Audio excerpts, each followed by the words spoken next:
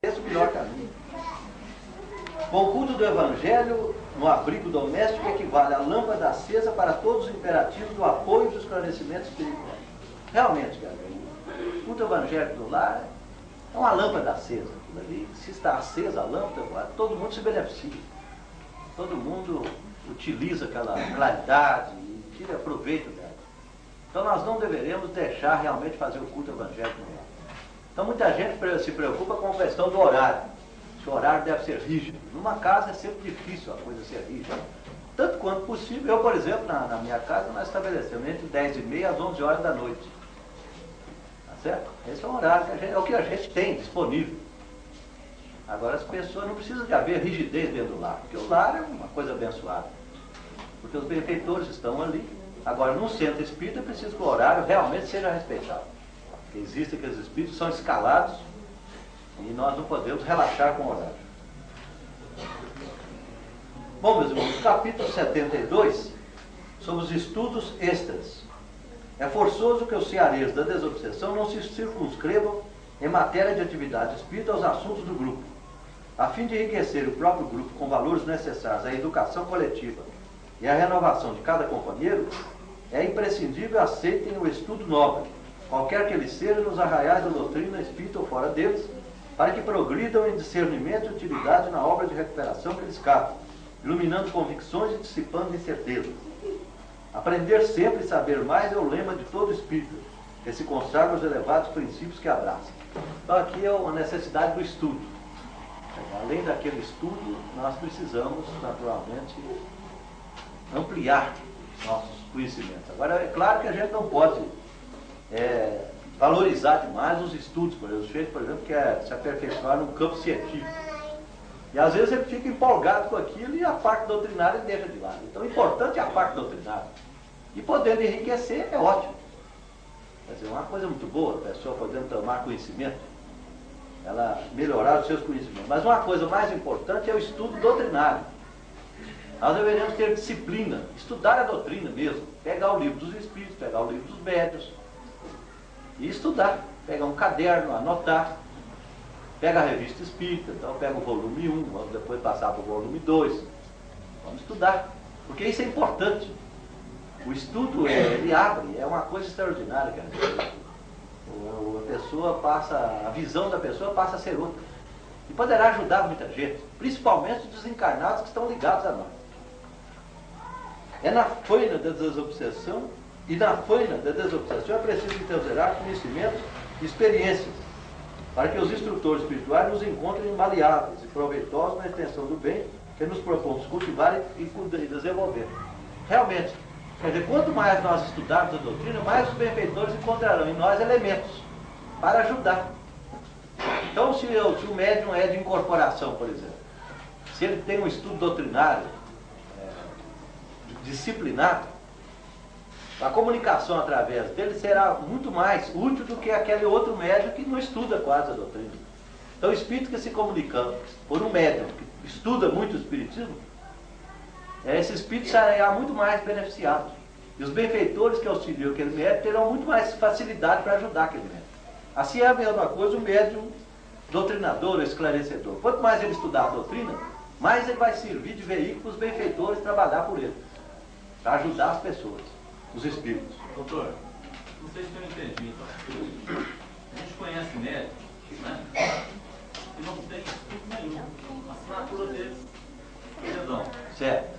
Mas conhece o Evangelho, os livros dos Espíritos, de cabeça para baixo. Como o senhor explica isso aí? Mas então, isso aí significa Eles não veem. conhecimento de outras, antes de nascer, né? Antes de nascer, eles já têm conhecimento. Olha, eles estão em condições, então, de estudar o Espírito. Não resta dúvida.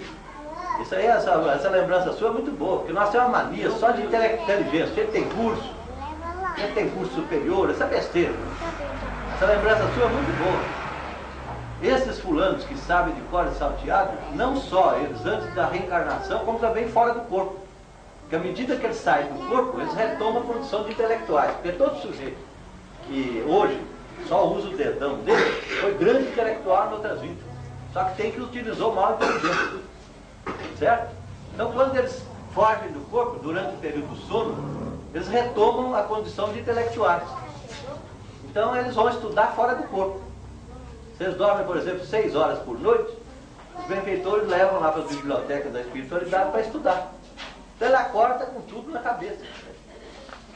É uma lembrança muito boa essa sua. Porque nós temos uma mania, né? Só de dar valor do jeito que estuda. Isso é um perigo. Então, me diz uma coisa perfeitamente normal. Então, um médico que é analfabeto dos dias, recebeu a mensagem, escreveu, Não resta dúvida. Só que tem que levar a mensagem dele. Eu mesmo conheci um médium analfabeto há mais ou menos uns quase 40 anos atrás. 30 e tantos anos atrás. Esse médium, inclusive ele desencarnou, ele tinha problema de bloqueio no coração antes de surgir o marca-passo. É uma coisa interessante. Se existisse marca-passo no tempo dele, ele teria a sobrevida dele. Esse fulano, ele recebia mensagens completamente analfabeto. Mas mensagens belíssimas, tudo com cheio de erro de português, mas o fundamento belíssimo. Certo? Quer dizer, a gente via que o espírito era superior, que se comunicava por ele. Mas para aquela linguagem de sujeito caipirão. Essa beleza. Então por isso é que o médium, que tem curso primário, tem curso secundário, curso superior, ele deve estudar para ajudar os espíritos. Lá no sanatório, por exemplo, nós temos lá atualmente algumas moças, funcionárias lá, são médiums. Tem uma delas que tem uma facilidade para receber poesia. Então sempre eu digo, só precisa dar um jeito de estudar. ler poetas, os grandes poetas. Ler poesia bastante para facilitar para os poetas. Certo? Então não custa, cara, porque quanto mais o médium estuda, mais facilita. Certo? Completando aí, em 1957, 68, eu tive o oportunidade de trabalhar no centro também, depois eu estava na 60. Então, o médium, aqui em Uberaba, deu existe no centro hoje aí, eles na época fizeram voto, qualquer cirurgia, começou a fazer com o Uberaba, ele recebeu. Depois, falando, ele era falando em alemão, e receitava todos os tipos de remédios que existiam na praça. Então, assim, sabia o nome de todos os médicos, sendo que ele mesmo, esse médico, fora, não incorporado, ele não sabia nada. Mas então, isso aí é uma prova, né, da verdade. Falaram todos os remédios, Mas entender. Quer dizer, porque todos nós temos o nosso patrimônio. Somos nós mesmos, carregamos. E, por exemplo, médium que, assim, por exemplo, por exemplo, o Evangelho, os livros, os Espíritos, e que não entende, assim, tem um pouco de dificuldade de ler e de entender. Como fica? Ele não deve esquentar a cabeça com isso, não, porque ele não entende no nível consciente, mas inconscientemente ele entende. E sabe, porque uma coisa importante, meus irmãos, é essa história de consciente e inconsciente. Isso aqui é a coisa mais importante do mundo, a pessoa humana. A pessoa humana é isso aqui, nós temos, isso aqui é a parte consciente. Consciente. Agora isso aqui embaixo é a parte inconsciente. Então, o que nós sabemos de consciente é só isso. Mas o nosso inconsciente é uma coisa muito profunda, um poço. Certo? Então aqui embaixo, Freud chamou isso aqui de id. Então essa parte aqui embaixo são os instintos. Aqueles instintos que é de animar, que nós temos, de animais. Então essa parte instintiva está aqui. Essa aqui nós temos que ele chamou de ego. E aqui em cima estaria o superego. Então essas partes da personalidade. Então uma pessoa, por exemplo, nessa parte aqui, ela é analfabeta. Ela não pode fazer nenhum curso primário. Mas aqui dentro desse inconsciente dela, ela tem um patrimônio muito grande. É o intelectual, certo? Carrega de outras vidas. Então, quer dizer, a pessoa não deve, se ela não compreendeu, não deve ficar triste, não. É uma prova para a pessoa. Porque aqui dentro a coisa foi elaborada. Tá certo? É a mesma coisa quando a gente tem raiva, né? Uma pessoa humilha a gente, faz a gente palhaço. Então a gente dá vontade de dar um tiro no sujeito. A hora que vem a vontade de dar o tiro, é essa parte que está de baixo que funciona. Então aqui de cima vem uma estimulada cá embaixo e vem aquela vontade cá em cima, mas o superego aqui, quer dizer, que é a parte já trabalhada em nós, que nós não devemos fazer aquilo, que não é bom fazer aquilo, dá uma brecada. Então, dá uma brecada que nós nos controlamos. Então isso aqui é muito importante a gente tomar conhecimento desse tal inconsciente, que o povo também chama de subconsciente. Então a gente não deve ficar triste, não. Porque no inconsciente aquilo é elaborado, aquilo é trabalhado. E quando ele dá vontade de dar o tiro e realmente dá o tiro? Ah, então, o que significa? Significa que essa parte instintiva dele predomina sobre a parte o ego. O ego dele, quer dizer, que é a reencarnação dele atual, quer dizer, para ele crescer, houve o predomínio da parte instintiva dele. Quer dizer, ele tem reflexo condicionado 38, certo? E predomina nele. Quer dizer, aquela parte superior dele, que veio para salvá-la, não deu conta de segurar. Então isso aí, a gente tem que tomar sempre conhecimento disso, que sempre funciona na nossa vida, essas instâncias aqui, do consciente, do inconsciente e dessa parte instintiva. Nós estamos 24 horas por dia, nós estamos mexendo com isso. Certo? Então a gente às vezes fica triste, porque nessa parte aqui, nosso conhecimento é rasteiro, mas que coisa, mas aí não deve ficar triste, não. É de insistir, certo? né, doutora? Então. Continuar insistindo. Insistir, pega o evangelho, tá certo? Doutora Elias, isso aí aconteceu comigo aqui no centro. Tinha uns 6 meses que eu estava frequentando e com uma vontade de desenvolver, né? Sei. Aí quando o doutrinador, o Ronan, chegou a minha vez, né? O Ronan disse, não, irmão, você vai ser encaminhado com essa equipe aí do seu lado, porque a irmã está estudando, ela não está em condição de receber você. Aí me deu aquele nervoso, eu falei, gente, mas eu já estudei tanto, né? Tanta gente aqui não estudou e estão recebendo há tanto tempo. Passo no final do trabalho, o doutor Hélio veio, né? E falou assim, tem gente aqui que acha que já estudou muito, né? Isso aí é matéria, né? É para estudar o evangelho, é o espírito. Aí a carapuça serviu certinho. Foi na hora certinha. Eu que pensei, né? Mas é isso aí. É porque a gente fica mesmo, lamenta, né? Mas que coisa, eu já estudei tanto. Essa é a experiência importante. Aí eu passei a estudar mesmo. Mas, não, e tem que estudar. Doutor, por favor. Foi não. Uma dúvida que eu tenho referente a uma coisa assim, tipo, vamos supor, o senhor está dialogando com uma pessoa. E essa pessoa, ela tem uma dúvida referente aos problemas que ela enfrenta. Sei. E busca em você, acha que você tem condição de auxiliar ela. Existe condição de você conseguir retornar como se fosse no passado, ver o passado e chegar, voltar ao normal, né? Diríamos, voltar ao hoje e conseguir explicar àquela pessoa o que aconteceu, como que ela pode superar? Consegue. Não, isso consegue. Agora, acontece que nem sempre isso é o melhor. O passado deve ser sempre esquecido. Que os espíritos falaram, e Allan Kardec registrou a bênção do esquecimento. Deus nos deu a bênção do esquecimento. Quer dizer, o esquecimento é uma bênção.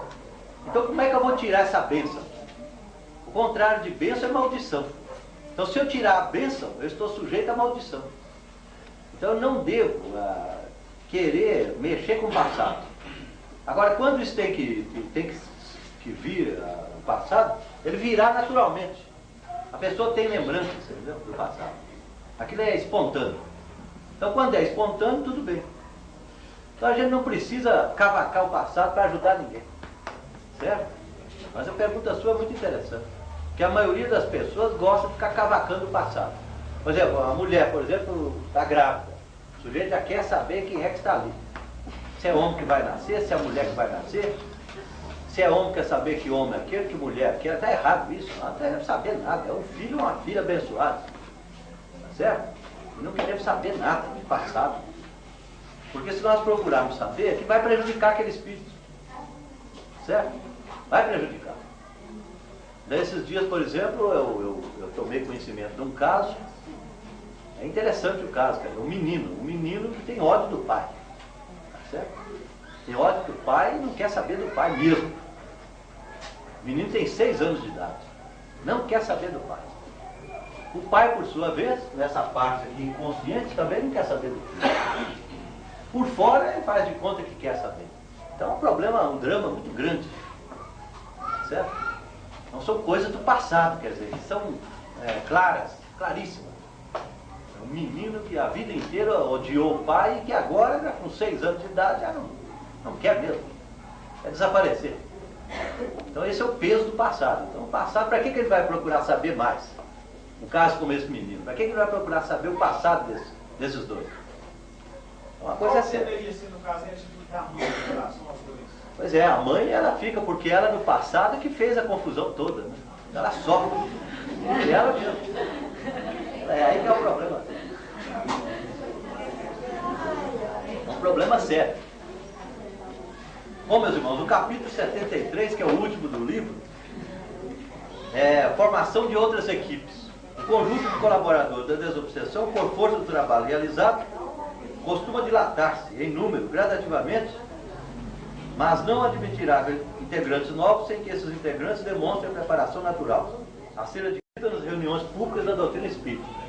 Então é isso aí. Então existe o grupo de desobsessão, e quando o número ultrapassar 14, que é o número ideal, já o centro cogitará de formar novo grupo. Esse novo grupo deverá ser formado com as pessoas que frequentam as sessões públicas, os que estão estudando a doutrina. Então isso é muito importante. Esse é um critério que nós adotamos na comunhão espírita cristã.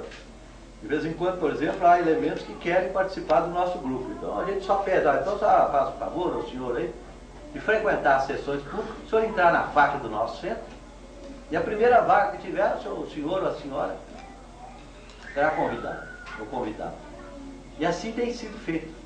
É o melhor critério que existe, é esse aí. Então, num centro espírita, formou o primeiro grupo, e há condições de formar um novo. Os elementos que vão entrar são aqueles que frequentam com assiduidade os grupos das sessões públicas e que estudam a doutrina, cara. Estão fazendo força. E que se esforçam, né? Todos nós precisamos nos esforçar com a prática. Baseado em um livro dos médiuns, no item 332, ultrapassada a cota de 14 partícipes em conjunto, o diretor da casa auxiliará os companheiros excedentes da formação de nova equipe, que temporariamente pode agir e servir sob a orientação do agrupamento em que nasceu. Então, alguns daquele grupo podem ir lá na outra, para ajudar, etc. O círculo novo contará, desse modo, com instruções sadias para consolidar-se, a maneira de aparelho consciente, cujas peças se ajustarão ao lugar próprio, esparzindo frutos de fraternidade, esclarecimento no amparo efetivo aos que sofrem, porquanto o rendimento do serviço é, em tudo, um fator básico. Então, o importante é isso, é que esse novo grupo que se formar, que seja tão efetivo quanto o primeiro. O que significa um grupo efetivo? É aquele que ajuda eficazmente os espíritos comunicantes. Então, o espírito que vem à sessão, que ele possa receber esclarecimento e amor, não só esclarecimento, que ele possa encontrar um irmão ou uma irmã, um grupo de irmãos ali, ele se sinta em família. É isso que é preciso. Quantas vezes, por exemplo, numa sessão de desobsessão, a gente nota o espírito chega, completamente revoltado. Por exemplo, nesta última semana, nós tivemos na nossa sessão, por exemplo, vários casos de espíritos que haviam sofrido transformações. Por exemplo, um achava que era lobisomem, o outro achava que ele era gigante. Um deles, por exemplo, ele se tornou gigante na espiritualidade porque a mãe o amaldiçoava. Você, meu filho, você é o gigante da maldade. Então, quando ele desencarnou, ele se sentiu um gigante. Então, ele não passava nas portas, por exemplo. A cabeça dele não cabia na porta. Porque você sabe que o espírito tem uma facilidade muito grande. A plasticidade, o perispírito é muito plástico. Então, pela força da mente, o espírito pode se sentir um gigante de 10 metros de altura. Como acontece nas histórias dos contos de fadas, nos folclóricos, esses contos folclóricos, esses personagens, mula sem cabeça, o lobisomem, essa coisa toda, são formações espirituais. São espíritos que tomam essas formas, por causa da mente. A plasticidade do perispírito é muito grande, então tem uma facilidade muito grande. Então não houve um espírito desse que chegou, quer dizer, numa situação, se julgando lobisomem, aquela coisa toda, mas quando ele notou que estava num clima de família, foi feita nele uma contra-hipnose. Ah, meu irmão, você presta atenção nesta lâmpada aqui. Nós vamos contar de 4 até 1 aqui. Você presta atenção, em nome de Jesus. Você vai retomar sua condição humana. Você não é lobisomem. Você é um ser humano. Vamos prestar atenção, em nome de Jesus. Presta atenção na lâmpada. Então o sujeito prestando atenção. A hora que ele se sentiu fora da hipnose, ele se sentiu, oh, mas que beleza aqui. Eu estou notando aqui, está parecendo uma família. Eu, não, aqui é realmente uma família. Ele se sentiu em casa. Então é isso que o grupo tem que propiciar ao espírito uma condição de família. Ele se sentir entre irmãos. E a gente deve sempre falar com ele, ah, meu irmão, os espíritos sempre falam, por que você me chama de irmão? Eu chamo de irmão porque eu sou filho de Deus, também sou. Ser irmão de Jesus, eu também sou. Ah, mas Jesus está muito longe. Aqui longe o quê, meu irmão? Jesus está perto. Jesus é nosso irmão. Então essa efetividade que André Luiz fala aqui é exatamente isso. É que haja realmente ajuda ao espírito. Não é só esclarecer o espírito que está desencarnado. Há poucos dias, numa sessão nossa também, compareceram espíritos todos retirados da sepultura. Então um deles, por exemplo, ficou nervoso, porque ele era vampirizador da sepultura, quer dizer, sugando fluido dos defuntos. Então ele revoltado com a moça, quer dizer, o espírito que estava ajudando a tirar o espírito da sepultura. Mas foi mais ou menos 12 espíritos tirados de sepultura.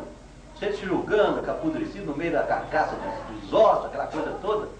E um deles revoltado com a moça, que era um espírito, estava retirando os espíritos. Essa moça não podia, isso aqui é domínio nosso, nós temos que sugar esse povo. Está todo mundo aí agarrado aí. Pensa que está vivo e está apodrecendo, isso é bom para nós, quer dizer, estão sugando energia daqueles espíritos. Então, esse espírito, por exemplo, está revoltado com a moça que estava retirando o espírito da sepultura, ele caiu em si. A senhora que estava doutrinando conseguiu fazer com que ele se sentisse diferente. Ô, meu irmão, mas que é isso? Você fica em sepultura, para que isso? Se a vida espiritual é tão bela. Quem é que é? Posso fazer uma pergunta? Faz favor. Tem condições de pessoas encarnadas fazer esse trabalho de tirar espíritos da sepultura, em transe mediúnico? Tem. Mas geralmente é sempre auxiliado, geralmente não. Sempre auxiliado pelos benfeitores. Mas sempre faz. Por exemplo, nós temos na nossa equipe 3 médiums. 3 senhoras, uma moça solteira e 2 senhoras já casadas, que elas trabalham em equipe, elas vão juntos buscar nas regiões umbralinas e depois elas conversam entre si, elas descrevem as coisas do mesmo jeito. Mas na sepultura, onde fica na sepultura, vampiros? vão buscar, buscam, por quê não? Isso aconteceu comigo e eu tive uma sensação horrível. Mas então, busca, não resta dúvida, porque a médium tem fluido animalizado. Parecia que o meu corpo material estava assim, com aquele fluido. Pois então.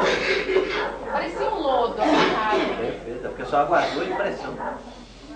Mas isso foi bom para a senhora, tá certo? Porque é um trabalho de caridade. Uma caridade muito grande. Fora da caridade não há salvação, não é isso? Então é uma caridade muito grande essa.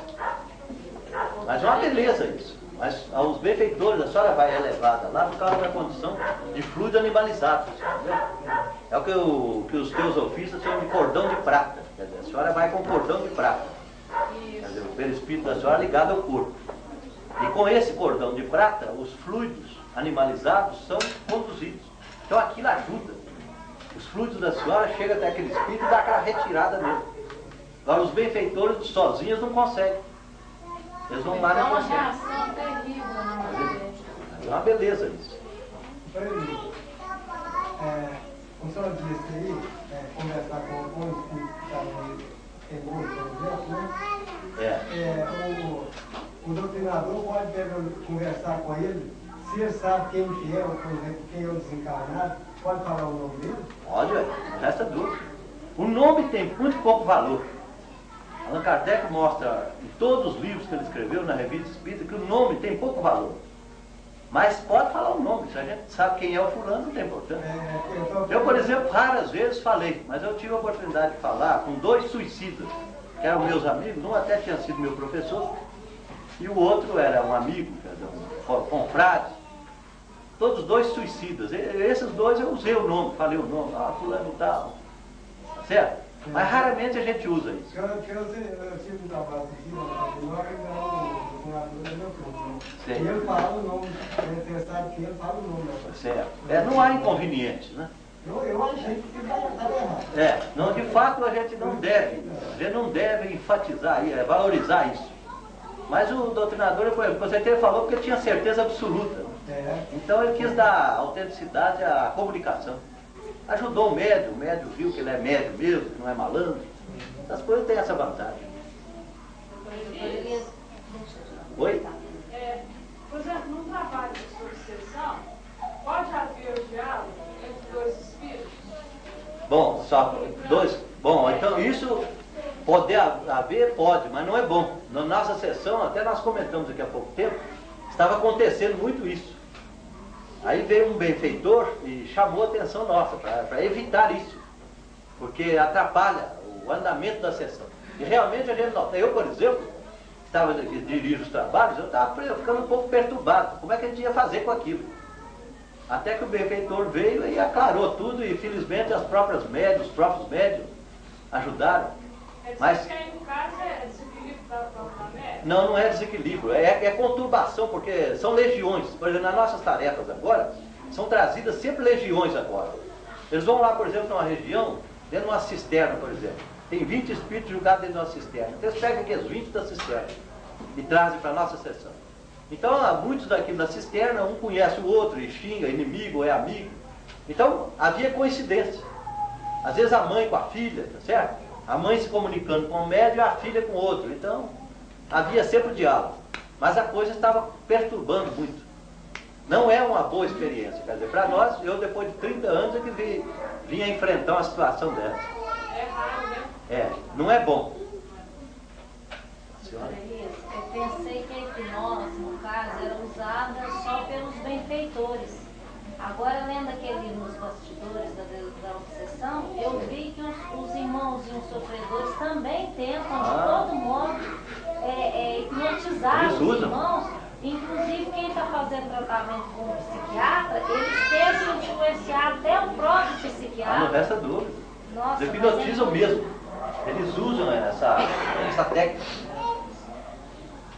O psiquiatra que não tiver firmeza também, não tiver ele vai por água abaixo. Ele ajuda o paciente a enlouquecer de vez. Exatamente. Uma ajuda mesmo. O negócio é sério.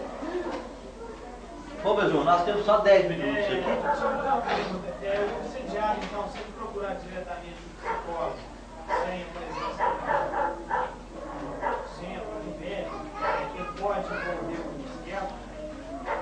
Fala, o gente tiver obsidiado? Mas pode, se o psiquiatra não tiver defesa, né? Pode, não resta dúvida. Isso acontece muito. Muita frequência. Isso acontece com muita frequência. O psiquiatra tem que ter as suas defesas. É muito importante. Doutora Elias, deixa eu O fazer psiquiatra sabe. Foi. Como é que é? O psiquiatra sabe. Não sabe. Normalmente a pessoa, quando procura um psiquiatra, ele vai como se ele tivesse problema mental, né? Sempre desde um espírito. É sempre. E o psiquiatra, ele não sabe disso, né? Não, se ele não tiver conhecimento espiritismo, ele não acredita nisso, nem nada. O trabalho dele é sem mal. Não resta dúvida. Qual é a pergunta? É o seguinte, uma pessoa que é doente, uma doença sem cura, ela frequentava o centro e tudo, e de repente ela se voltou contra o espiritismo, ela não aceita. Sabe, ela fala que ela tem a força dentro dela. Então, o que é isso aí? Hipnose. Quer dizer, os espíritos a hipnotizaram contra o espiritismo. Então ela aceita. Inclusive, eu convidei ela para assistir a palestra aqui, ela não quis. Pois então. Não, eu, por exemplo, atendi anteontem, um rapaz no consultório do estado de São Paulo, que ele veio no consultório há 40 dias atrás. Era um sujeito tradutor de inglês, professor de inglês, cheio de culto. Entrou, quer dizer, uma loucura nele, a esquizofrenia apareceu nele, uma loucura total. Então, eu fiz a medicação e teve uma melhora espetacular. Mas ele voltou anteontem, junto com a mãe e com o pai é professor da faculdade de Direito, a gente tudo muito inteligente o pessoal, a mãe muito inteligente. E ele então alegou, não, doutor, eu quero parar com os remédios. Porque essa porta que foi aberta em mim, que os espíritos estão atuando em mim, Mas deixa eu falar eu vou fechar essa porta. Nós precisamos descobrir um jeito de fechar a porta, mas não com remédio. Aí eu falei, bom, então você aí, meu irmão, isso aí é hipnotismo. Você foi hipnotizado pelos espíritos, porque com remédio os espíritos não conseguem dominar você. Você é dono da sua vida. Se você quiser, para com o remédio, mas vamos ver o que acontece. Resultado, ontem a mãe dele já telefonou, doutor, o fulano pediu um remédio, ele compreendeu que não aguenta ficar sem. Depois então, é isso aí, só vai registrando no caderno. Você registra aí o que você está sentindo, sua mãe registra, seu pai não fala nada com você. Já que você ficar biruta, interna você no hospital psiquiátrico. É isso aí. Mas olha, doutor, é uma coisa muito estranha, porque ela se voltou para um espírito, doutor Ricardo. Sim. Ela acredita só nele, mas não acredita no espiritismo. É isso aí, é obsessão, né? A obsessão que Allan Kardec chama fascinação. Ela está debaixo de uma fascinação. Ela conversa com ele, sabe? Ela sente que ele responde. E ela está sofrendo com isso. Agora tem que deixar até ver o que dá. Sanatório, o que vai dar. Deve deixar, porque isso é bom para ela. É o que eu falei com esse rapaz. Meu amigo, se essa porta se abrir em você, é uma aprovação. Allan Kardec mostra que toda obsessão é uma aprovação. Agora, os remédios vão ajudar você a aguentar essa aprovação. Então, você quer tirar o auxílio, você vai arcar com a responsabilidade. Aí, assim é o caso. Deixa ela sofrer. Tá certo? Ela até se submeteu a cirurgias em Palmelo. Pois é. Sabe? E só aquele espírito que ela tem. Isso. É fascinação. Tem que deixar porque a pessoa apanha com aquilo e depois aprende. Há pessoas que têm que apanhar para aprender. Então tem que deixar. Bom, meus irmãos, então diz aqui que a obra redentora da desobsessão continuará dessa forma, providencialmente garantida pelos corações decididos a trabalhar pelos companheiros mentalmente tombados em perturbação e conflitos, depois da morte, e pelos que na terra mesmo padecem aflitivos processos de obsessão oculta ou declarada. Essa obsessão oculta que é a mais perigosa de todas. A declarada não tem importância, você 10 homens segura da persuasão de carro, mas a oculta é que é perigosa, para a supressão dos quais só o amor e a paciência dispõem de fortaleza e compreensão suficientes para sustentar a tarefa libertadora até o fim. Isso porque a obsessão é flagelo, geminado com a ignorância. Olha o que o André Luiz termina o livro dele. A obsessão é flagelo. O que é flagelo? Flagelo é essas tempestades que tem aí, essas inundações aí que matam um monte de gente.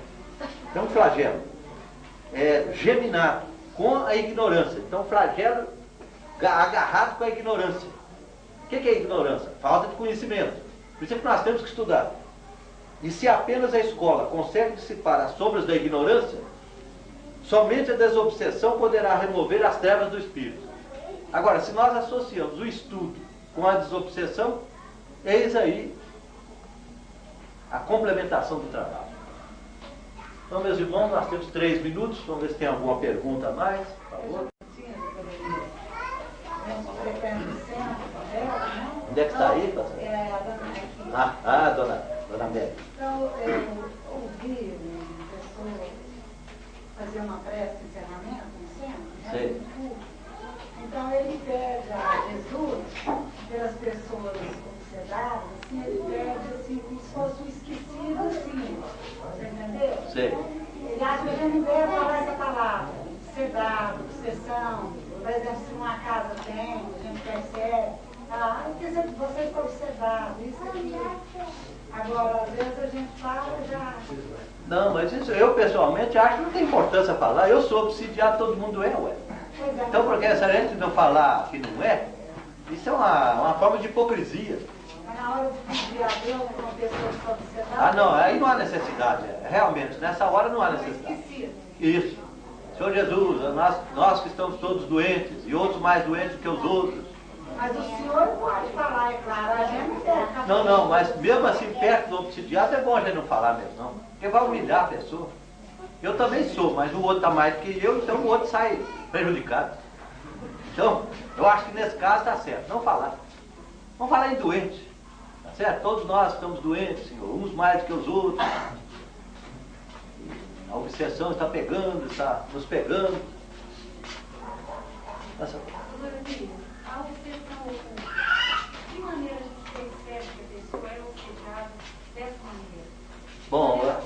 Pois então, a obsessão oculta ela é difícil, é a chamada obsessão sutil. A obsessão oculta é essa aqui dessa senhora. Por exemplo, vem uma ideia na cabeça, que a pessoa acha que a ideia é dela. Isso é que é a obsessão oculta. Uma pessoa, por exemplo, vamos supor, a senhora está aqui no centro, o dirigente dos trabalhos está aqui, então vem na cabeça da senhora, esse dirigente aí, ele não está conduzindo direito esse trabalho.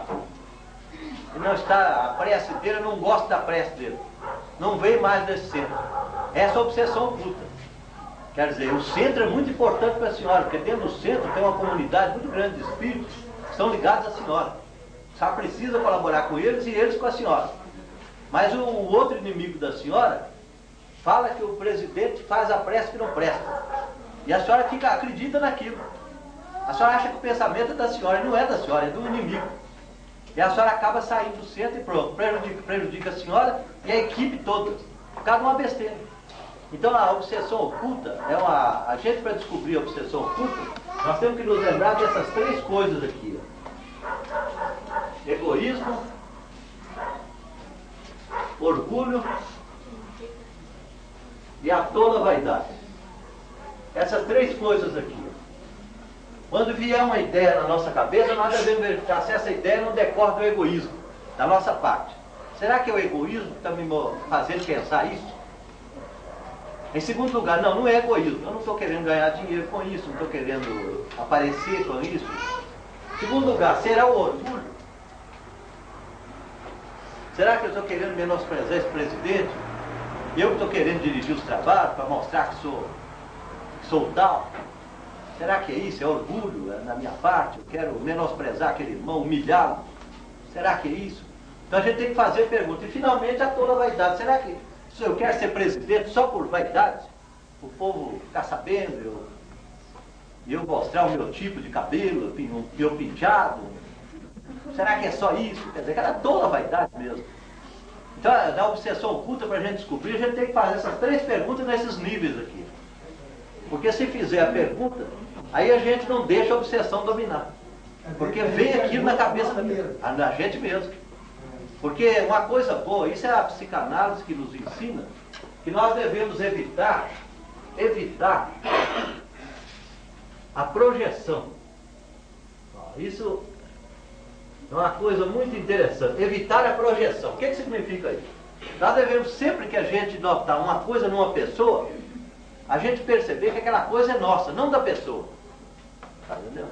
Então quando eu chegar perto de uma pessoa, por exemplo, eu cheguei no centro espírita, o presidente está ali, eu falo, mas que presidente antipático aqui, lá que cara chato. Então aquela chatura que eu vejo no presidente, a chatura é minha, não é do presidente. Então eu preciso não projetar, eu falar, gente, porque esse presidente, o que será que eu tenho que é igual a ele? Qual será essa chatura? Não é possível.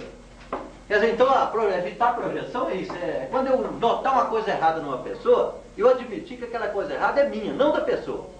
Esse é o caminho para acabar com a obsessão oculta. Porque a obsessão oculta, ela gira todo em problema de relacionamento humano. É para atrapalhar relacionamentos, entendeu? É a sogra com a nora, a sogra implica com a nora, entendeu? Ela põe na cabeça que a nora tem um defeito e fica com aquilo.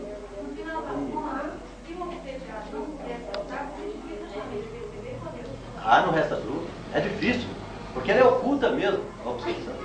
E essa obsessão, ela leva muito, por exemplo, os médiums, precisa ter um cuidado muito grande, porque o médium é levado. Às vezes o médium, por exemplo, ele está num grupo, numa sessão, e ele não é adulado, ninguém fica adulando, então ele acha ruim aquilo e larga a sessão, larga o centro. Então ele é levado porque ele queria ser adulado, todo mundo fizesse adulação com ele. Por causa do orgulho dele, o orgulho é muito grande, ele quer ser adulado. E ninguém adulou, então ele vai embora. Então é importante a gente notar isso. A minha, quando eu descobri, o espírito estava quase materializando já. Né? Mas então, não, uma coisa é séria, nós temos que ter cuidado. Deixa eu fazer só feita a oportunidade de perguntar uma dúvida que eu tenho dentro de mim. Assim, através de sonhos, então eu sonho com uma outra família, em sonho eu sonho com a outra família. E quando eu acordo, eu sinto assim como se aquele lar não fosse meu, aquela família não fosse minha. Eu me parece que dividida, sabe? No outro dia, quando eu acordo, tudo é diferente, mas só que eu não consigo lembrar daquelas pessoas que eu tive. Eu só sei que eu tive uma casa, eu morava nessa casa. Eu queria saber do senhor se, por exemplo, se a vida espiritual seja assim.